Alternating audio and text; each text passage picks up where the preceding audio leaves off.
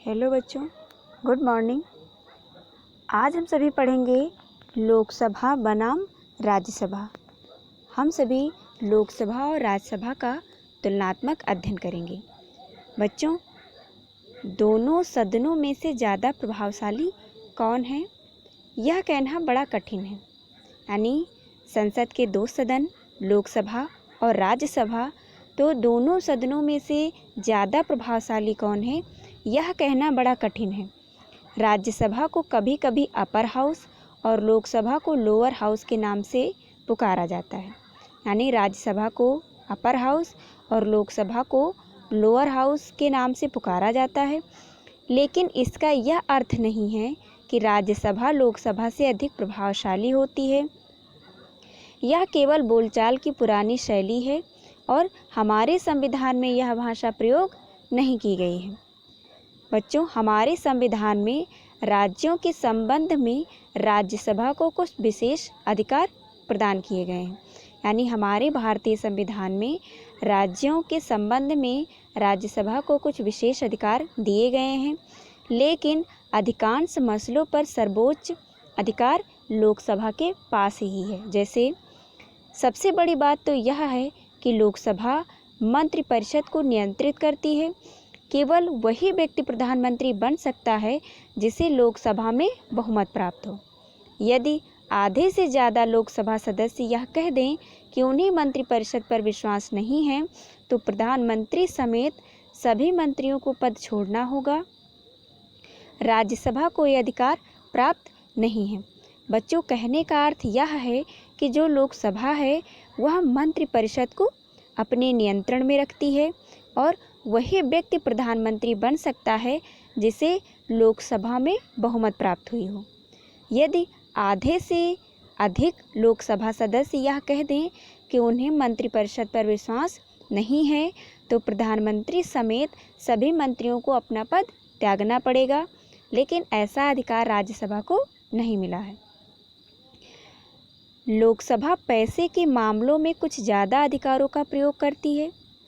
लोकसभा में सरकार का बजट या पैसे से संबंधित कोई कानून पारित हो जाए तो राज्यसभा उसे खारिज नहीं कर सकती है।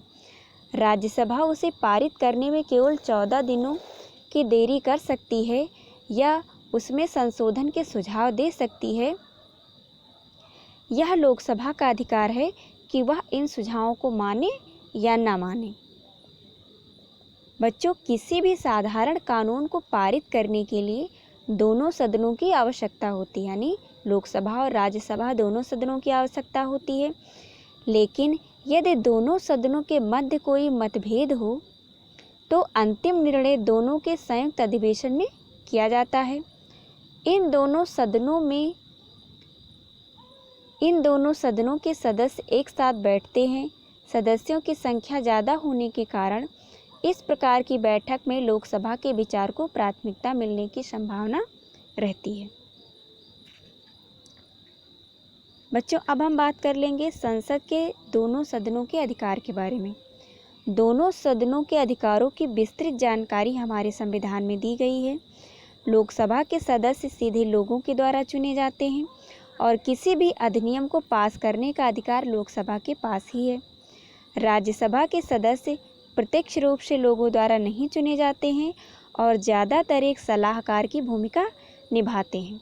परंतु किसी भी बिल को कानून बनाने के लिए दोनों सदनों की सहमति होनी आवश्यक है। साथ ही साथ संविधान में संशोधन के लिए दोनों सदन की स्वीकृति लेना आवश्यक है। अब हम सभी समझेंगे लोकसभा अध्यक्ष की भूमिका। जैसे वह संसदीय कमेटी के कार्यों पर पैनी नज़र रखता है। यानी लोकसभा का जो अध्यक्ष होता है वह संसदीय कमेटी के कार्यों पर पैनी नज़र रखता है। वह सुनिश्चित करता है कि सदन का कार्य सुचारू रूप से चले। वह सदन को संबोधित करता है और सदन में अनुशासन बनाए रखता है। अब हम सभी विपक्ष की भूमिका के बारे में जानेंगे। विपक्ष का मुख्य कार्य सरकार के कार्यों पर नज़र रखना है। यदि सरकार कोई गलत कार्य करती है तो विपक्ष उसे टोकता है और सरकार की गलतियों को सुधारने के लिए विवश करता है। वह सरकार के खिलाफ अविश्वास प्रस्ताव भी लेकर आ सकता है यदि उसे लगता है कि सरकार सुचारू रूप से कार्य नहीं कर रही है। ठीक है बच्चों।